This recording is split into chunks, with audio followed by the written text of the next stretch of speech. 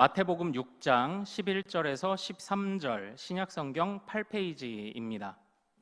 한 목소리로 같이 읽겠습니다. 시작. 오늘 우리에게 일용할 양식을 주시옵고 우리가 우리에게 죄 지은 자를 사하여 준 것 같이 우리 죄를 사하여 주시옵고 우리를 시험에 들게 하지 마시옵고 다만 악에서 구하시옵소서.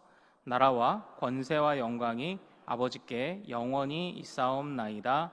아멘. 자, 오늘 이 말씀 통해서요, 하나님 나라 백성을 위한 기도라는 제목으로 은혜를 같이 나누도록 하겠습니다. 지금 우리가 그 오후에 살펴보는, 우리 지난주에는 이제 이 주기도문의 앞부분을 통해서 제자도를 살펴봤습니다.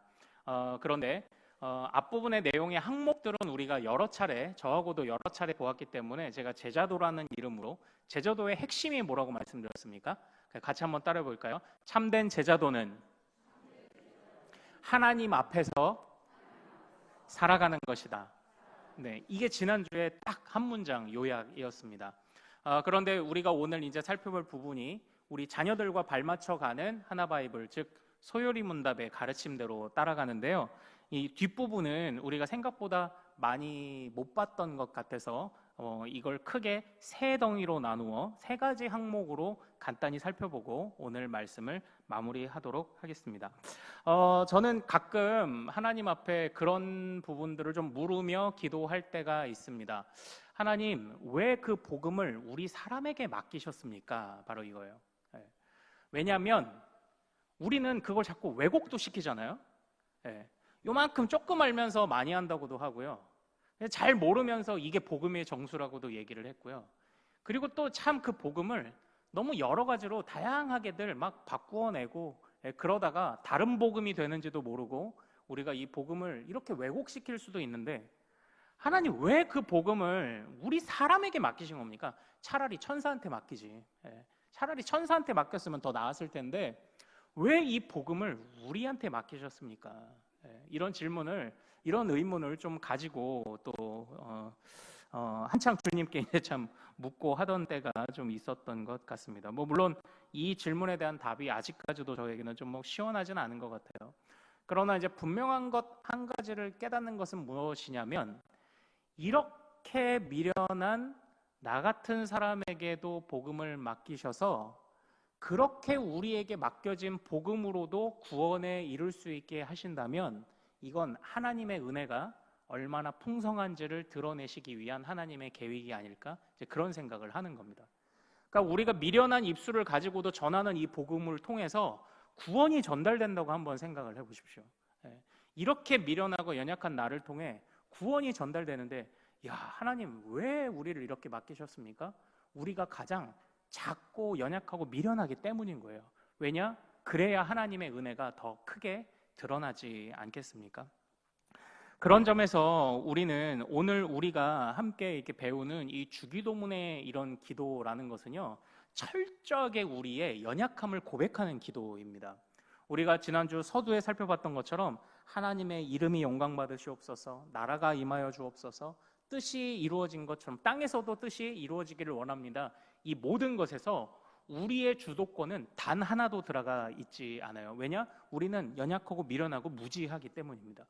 그러나 하나님이 이러한 우리를 들어 하나님의 은혜의 풍성함을 드러내시기 위해 우리에게 이 복음을 맡기셔서 이끌어가고 계시다는 것을 고백하는 것이 이 주기도문이 우리에게 보여주고 있는 참 중요한 핵심 가르침 중에 하나가 아닐까라는 그런 생각을 해보게 됩니다.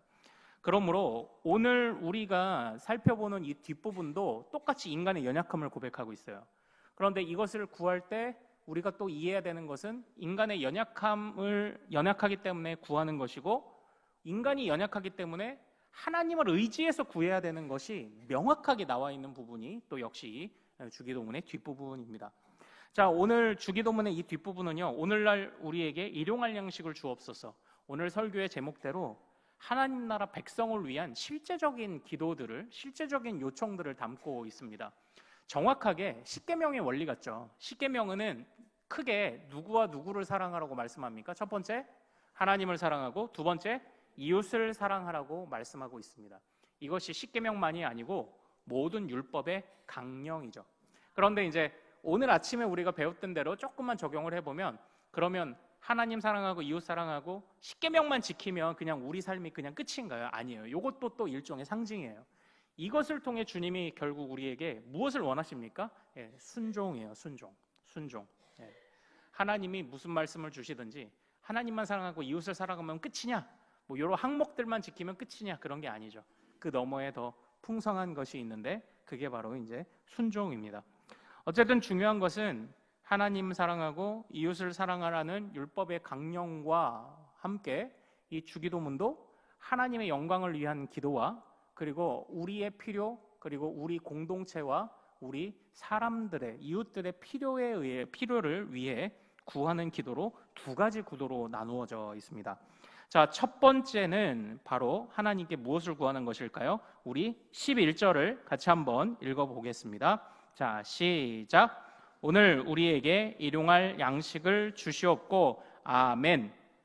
여기서 사실은 중요하게 봐야 될 표현이 우리, 그리고 일용할, 그리고 주시옵고입니다. 사실은 하나하나가 다 의미를 가지고 있습니다. 이 본문은요, 우리에게 일용할이라는 것이 무엇입니까? 성경 역사상 하루하루 양식을 구했던 때가 있었어요. 그때가 언제였습니까? 바로 광야에서, 맞아요, 만나를 구했을 때입니다.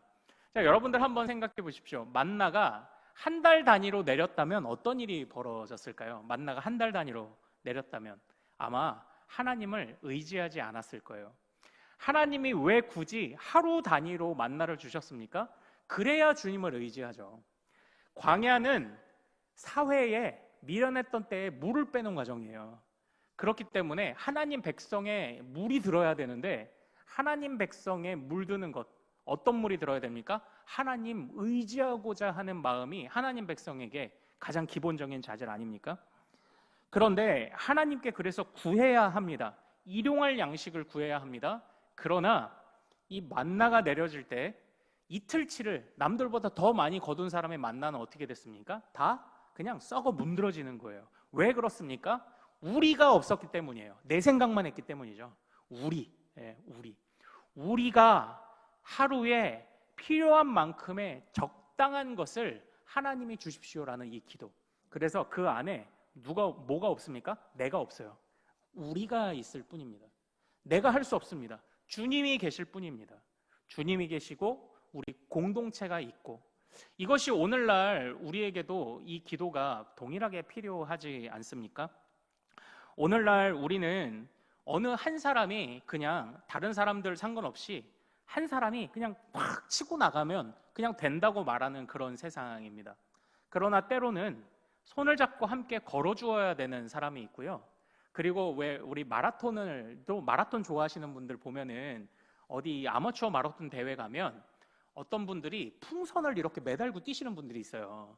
그분들이 뭐냐면 그 풍선에 시간이 적혀 있어요. 마라톤 완주 코스를 3시간에 뛰는 사람의 페이스, 그럼 이 사람 뒤만 따라가면 된다는 거예요. 페이스메이커인 거예요, 이 사람이. 4시간이라고 써져 있는 풍선을 맨 사람은 그 사람을 따라가면 내가 4시간에 완주할 수 있다는 이런 뜻입니다. 마치 주님께서는 우리가 서로가 서로에게 이렇게 페이스메이커가 되어서 서로가 함께 붙잡아주고 밀어주고 끌어주고, 그렇게 너도 부족하지 않고 나도 부족하지 않고 너도 남지 않고 나도 남지 않고 함께 우리가 일용할 양식을 구하며 달려가기를 사실 오늘도 우리에게 원하고 계시다라는 것이죠. 세상의 흐름과 이별해야 하는 것입니다.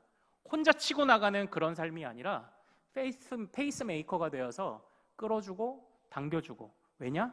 우리이기 때문이에요. 주님이 우리를 공동체로 이제 부르셨기 때문입니다. 그래서 우리를 위해, 우리라는 기준으로 하루에 필요한 것. 하나님, 저는 그 밥을 3그릇씩 먹어서요 만나를 3배로 거둬야 돼요. 이제 이런 거 안 돼요.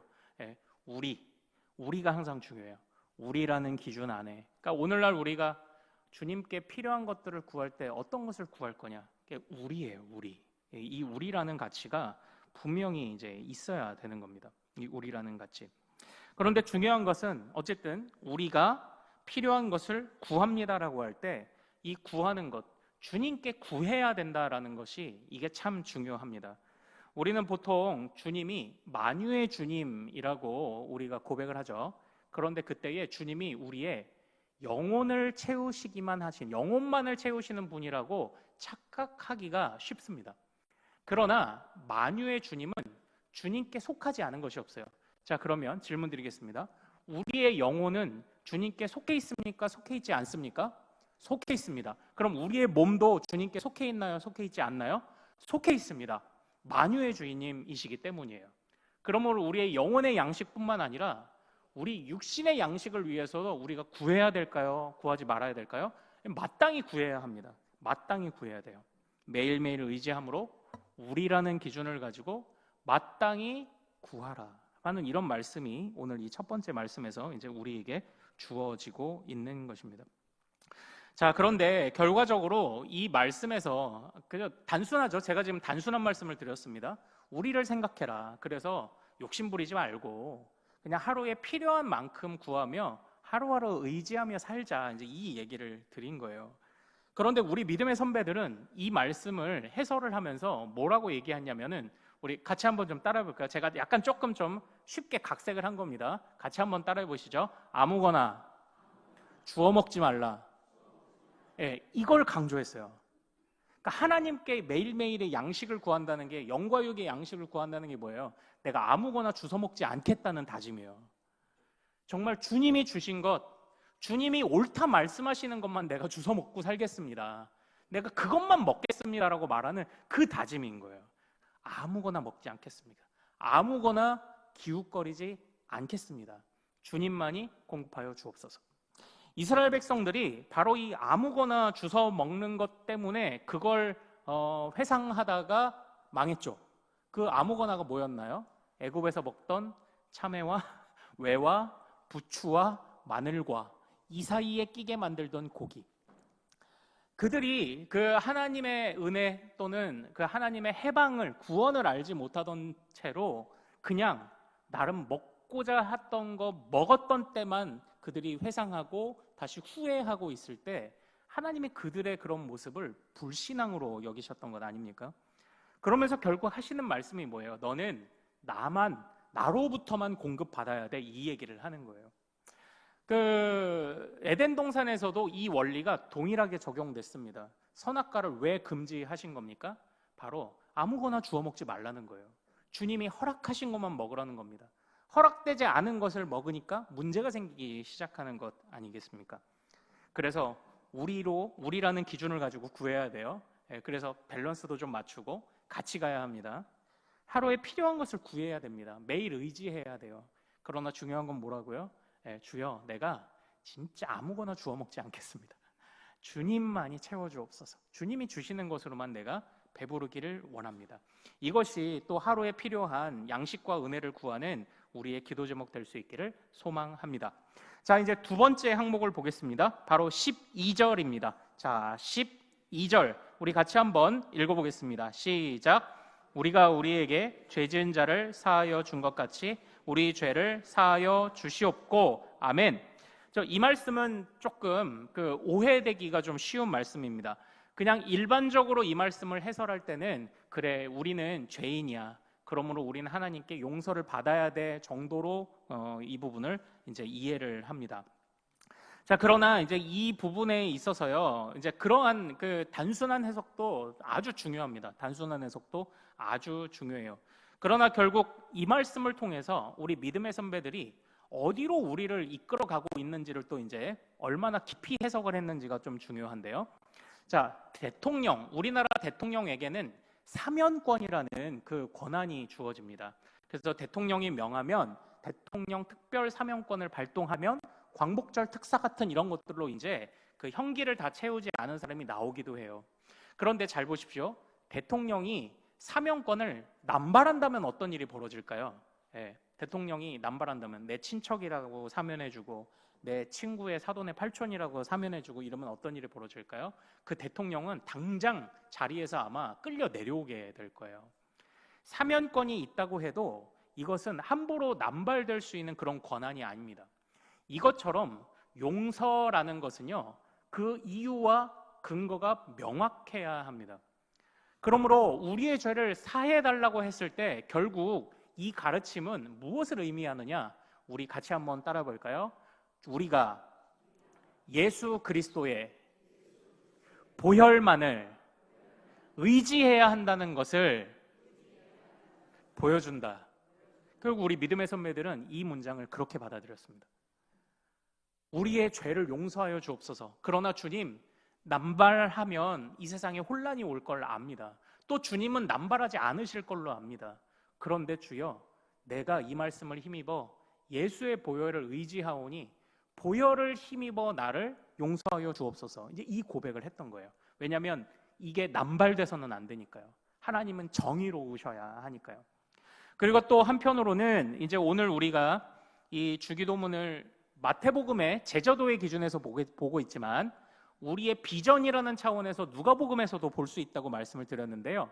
이 누가복음에서 우리가 지은 죄를 우리에게 죄 지은 자를 사하여 준 것 같이 우리 죄도 사해 달라는 이 부분을 또 다른 우리 믿음의 선배가 이제 어떻게 해석을 하냐면 그 누가복음의 17장에 가면요. 주님께서 7번이라도 내게 죄를 짓고 7번 내게 돌아와 회개하노라 하거든 그래도 용서하라는 이런 말씀을 주십니다. 작은 자 하나를 실족하게 하지 말라. 그러면 차라리 연자맷돌을 메고 바다에 빠지는 게 차라리 낫다. 그러므로 스스로 조심하라. 그런데 혹여라도 너희에게 와서 용서를 구하는 자가 있다면 용서해 주어라 라는 이런 말씀을 이제 누가복음 11장에서 주십니다. 물론 마태복음에서도 이런 용서에 관한 말씀이 나와요. 마태복음 18장 보면요. 그때 7번뿐 아니라 7번을 70번까지라도 용서해라 이렇게 이제 말씀을 주시기도 합니다. 이제 중요한 요지는 무엇이냐면요. 어떻게 보면 우리가 우리에게 죄 지은 자를 용서해 줬으니 하나님 나도 용서해 주세요. 이게 어떻게 들리냐면 자칫하면은 하나님과 말하자면 거래를 하는 것처럼 들려요. 하나님과 딜을 하는 것처럼. 내가 저 사람 용서했으니 하나님 나도 한번 용서해 주세요. 이게. 그런데 이거는 이렇게 하나님과 거래하는 의미가 아니고요. 이게 뭐냐면 그러니까 마태복음이든 누가복음이든 하나님의 참된 백성에게 무엇을 명하셨다? 용서를 명하신 거예요. 용서. 용서한다라는 것은 하나님의 말씀에 순종한다는 뜻이고 하나님의 말씀에 전형적인 삶을 살고 있다는 한 증거인 겁니다. 그러므로 여기서 우리가 죄 지은 자를 사해 준 것처럼 나를 사해 주십시오라는 말은 내가 그냥 저 사람 하나 용서해 줬으니까 나 하나 용서해 주세요가 아니라 내가 주님이 명하신 용서라는 삶을 살고 있을 만큼 내가 하나님의 백성이니까 나를 불쌍히 여겨 주십시오라는 이런 고백인 거예요. 요 뉘앙스의 차이를 좀 아시겠습니까? 단순하게 하나 용서해 줬으니까 나 하나 용서해 주고 마치 정립하는 이런 게 아니라 용서라는 건 하나님 백성에 마땅한 삶이에요. 그러니까 하나님이요, 나 용서하는 거 보셨죠? 그러니까 나 하나님의 백성이잖아요. 그러니까 나 하나님 나를 좀 용서해 주십시오라는 바로 이런 가르침이다라는 거예요. 자, 우리가 이 두 번째 항목에서 살펴본 게 뭐라고요? 이 대통령 사명권처럼 이 용서라는 건 함부로 남발될 수 없습니다. 그러므로 이 말씀을 볼 때 우리는 어디로 연결되어야 합니까? 그리스도의 보혈로 연결되어야 해요. 또 이 말씀을 볼 때 우리가 무엇을 구해야 됩니까? 내가 하나님의 백성이오니 나를 용서하여 주옵소서라는 이 간구가 이 안에 이제 담겨 있다라는 것을 이제 의미하는 것이죠. 자, 첫 번째든 두 번째든요, 우리 맥락은 동일하지 않습니까? 우리가 그러니까 연약한 거예요. 우리가 연약한 겁니다. 연약하기 때문에 구해야 하고요. 우리가 구분을 못하니까 아무거나 자꾸 주워 먹으니까 주님께 구해야 하는 겁니다. 그리고 우리가 하나님의 그 거룩하신 예수 그리스도의 보혈이 아니면 우리가 스스로 죄를 사할 수 없으니까 그렇게 연약해서 하나님께 죄 용서를 구하는 거고요. 그리고 내가 하나님의 백성임을 내가 하나님 앞에 내어드리며 불쌍히 여겨주시기를 구해야 그 은혜를 입을 수 있기 때문에 바로 이렇게 두 번째 이제 항목을 구하는 것입니다. 결국 이어지는 핵심은 뭐다? 우리의 연약함이에요. 우리의 연약함. 우리는 연약함을 인정하고 우리를 통해 드러나시는 하나님의 은혜는 커지고 바로 그것을 이야기하고 있습니다. 자, 이제 마지막 항목만 이제 좀 보도록 하겠습니다. 마지막 항목은요. 자, 우리 말씀 같이 읽어보겠습니다. 13절입니다. 자, 3절 같이 읽어보겠습니다. 시작. 우리를 시험에 들게 하지 마시옵고 다만 악에서 구하시옵소서. 나라와 권세와 영광이 아버지께 영원히 있사옵나이다. 아멘. 자, 우리는 하도 강의를 많이 들어서 알고 있습니다. 성경에는 두 가지 시험이 있습니다. 첫 번째 시험은 뭘까요? 누가 주는 시험입니까? 첫 번째 시험은 누가 주는 시험입니까? 예를 들어 이삭을 바치라고 하셨던 주님의 명령과 같이 어떤 시험이요? 하나님이 주시는 시험입니다. 이런 시험을 뭐라고 하죠? 테스트라고 합니다. 자, 그리고 두 번째, 예수님이 공생애를 시작하실 때 예수님을 데리고 세 가지 시험을 했던 사단의 시험이 있을 수 있습니다. 이 사단의 시험을 우리가 뭐라고 하죠? 이건 템테이션이라고 이야기합니다. 유혹이라고 하죠. 하나님께서 우리에게 주시는 시험은 테스트이겠고요. 우리의 믿음을 테스트하는 것이고요. 그리고 사단이 주는 시험은 우리를 걸려 넘어지게 하는 유혹입니다. 자, 그러면 주기도문에 우리를 시험에 들게 하지 마옵소서라고 할 때 이 시험은 누가 주는 시험을 말하는 걸까요? 바로 이게 사단이 주는 시험을 이야기를 하는 겁니다. 그러므로 결국 이 사단이 주는 시험에서 이기게 하옵소서. 그런데 이제 여기에서 우리 믿음의 선배들이 더 깊은 의미로 무엇을 구했냐? 같이 한번 따라하겠습니다. 교회는 전투하는 교회다. 바로 이 말씀이에요. 결국 여기서 그 이제 교회의 정체성을 찾은 겁니다. 그런데 여기서 우리가 교회는 전투하는 교회다라는 것을 우리가 한번 살펴본 적이 있습니다. 언제 살펴봤습니까? 몇 주 전 오후 예배 성례가 무엇인지를 살펴볼 때 우리 교회가 전투하는 교회라고 말씀을 드렸습니다. 이 성례라는 것은 이 본래 이 성례라는 단어의 의미는 로마군이 충성을 맹세하는 장면을 성례라는 동일한 단어로 표현했다. 제가 이렇게 말씀을 드렸습니다. 그러므로 충성을 맹세하고 목숨까지도 내어놓겠다는 다짐이 세례이고 성찬이다라는 것입니다. 그것처럼 우리가 살아가는 이 시대에 부름받은 교회는 어떤 교회다? 전투하는 교회입니다. 우리는 군인으로 부름을 받은 것이죠. 왜 그렇습니까? 전쟁이 있기 때문에 전투를 해야만 합니다. 그 전쟁을 누가 줍니까? 사단이 우리에게 주고 있기 때문입니다. 자, 그러나 여기에서 기본적으로 또 이 안에 담겨있는 뉘앙스가 뭔가요? 우리가 싸워야 하지만 스스로의 힘으로 싸울 수 없다는 거예요. 그래서 시험에 들지 않고 이 악에서 구해달라고 간구를 해야 할 만큼 우리가 연약하다는 것을 이야기를 합니다. 결국 이 세 번째 간구에서도 누가 드러나고 있는 겁니까? 주님이 드러나고 있는 거예요. 주님이. 자, 요약하도록 하겠습니다. 자, 우리의 양식을 구하는 것, 죄사함을 구하는 것, 시험에 들지 않게 구하는 이 모든 것, 우리의 삶에 밀접한 간구입니다. 그러나 이 모든 간구들이 누구 아래에서 드려져야만 합니까? 바로 미련한 우리의 자격과 우리의 조건이 아니라 무한하신 하나님에게서 기대어 이 모든 것이 응답받기를 간구하는 기도가 되어야 한다라는 것입니다. 그러므로 결국 이 주기도문을 통하여 주기도문의 전반부와 후반부를 통해 우리에게 말씀하시는 바가 무엇인가요? 하나님을 의지하며 살아가자는 것 아닐까요? 결국은 그 핵심을 우리에게 말씀하고 계시다는 것을 우리가 꼭 기억하시기를 소망합니다. 저는 예전에 그 불교 강의를 듣다가요, 이게 굉장히 멋있는 말이 하나 나와서 기억을 하고 있는 게 있습니다. 그게 바로 뭐냐면 수처작주라는 말입니다. 수처작주. 이게 뭐냐면 내 인생을 내가 주인으로 사는 것을 이제 이야기를 하는 겁니다. 그래서 그때 그 강의하신 이제 그 동국대학교 이제 철학과 교수님이 동양 철학하시고 이제 하시는데 수처작주 강의를 누구에게 했냐면 청년들한테 한 거예요. 청년들아, 정말 꿈을 크게 가지고 지금은 다른 사람들이 세워놓은 기준을 너희가 따라가지만 너희는 기준을 따라가는 자가 되지 말고 기준을 만드는 자가 되어라. 이런 권면을 주실 때 이 수처작주라는 말을 사용을 하더라고요. 참 멋있는 말이라고 생각했습니다. 또 어느 정도는 젊은이들 뿐만 아니라 우리에게도 도전이 되는 그런 말이라고 생각을 했습니다. 그러나 엄밀히 따져보면 그 불교든 아니면 이 세상은 네 인생의 주인이 네가 되어서 활약하라고 말합니다. 그러나 우리 기독교는 좀 달라요. 네 인생의 주인은 네가 아니야 라고 말하는 게 우리 기독교입니다. 우리의 주인은 누군가요? 하나님이시라고 말하는 게 우리 기독교입니다. 우리는 근본적으로 이 세상과 결을 달리합니다. 이 세상과 평행선에 놓여 있습니다.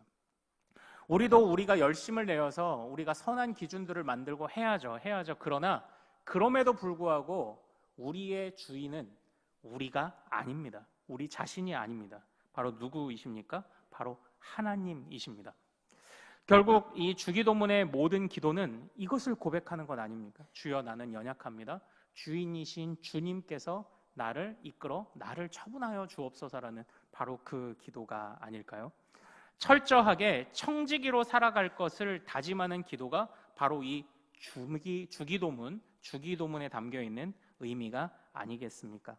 자, 사랑하는 여러분, 아무쪼록 우리가 하나님의 영광을 우리 인생의 비전으로 삼아야 하는 것도, 하나님 앞에서 살아가야 하는 것도, 우리가 살면서 필요한 모든 것을 간구할 때도 하나님의 그늘 안에서 우리가 그것을 구해야 하는 이 모든 것도 결국은 우리는 청지기요, 주인 되신 하나님의 그늘 아래에서 살아갈 때에만 가장 평안할 수 있음을 보여주는 그런 기도가 아닐까 생각을 합니다. 자, 아무쪼록 우리가 이 주기도문의 가르침들을 잘 기억하기를 소망합니다. 우리는 우리 인생의 주인이 아닙니다. 주님이 우리의 주인이십니다.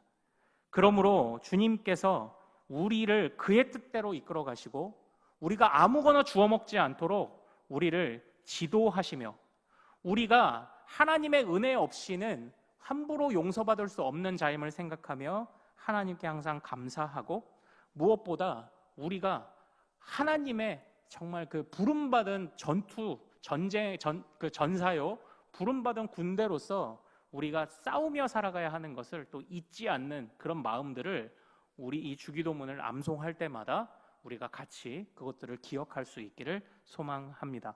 그렇게 청지기로 살아가는 주의 백성들 되기를 소망합니다. 자, 우리 찬양하고 좀 기도하겠습니다. 우리 오늘 눈물로 한 알의 씨앗을 심는다.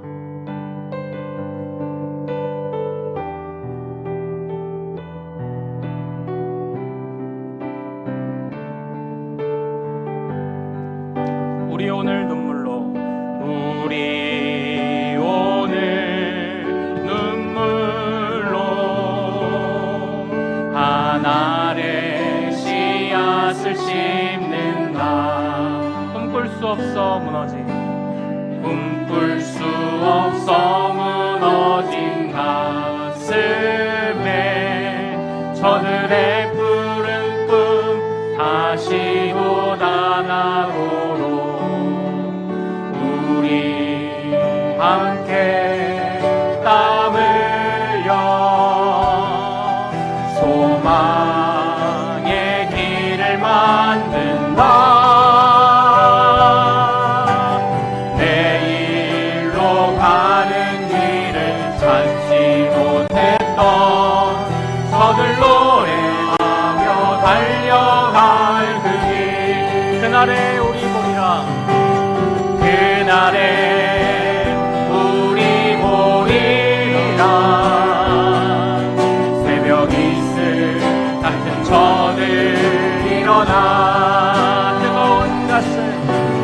뜨거운 가슴 사랑의 손으로 온 땅 치유하며 행진할 때 오래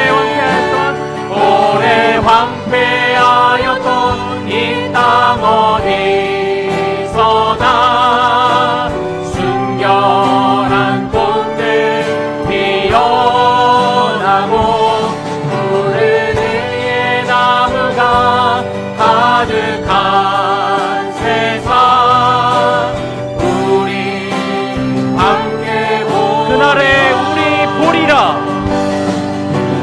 그날에 우리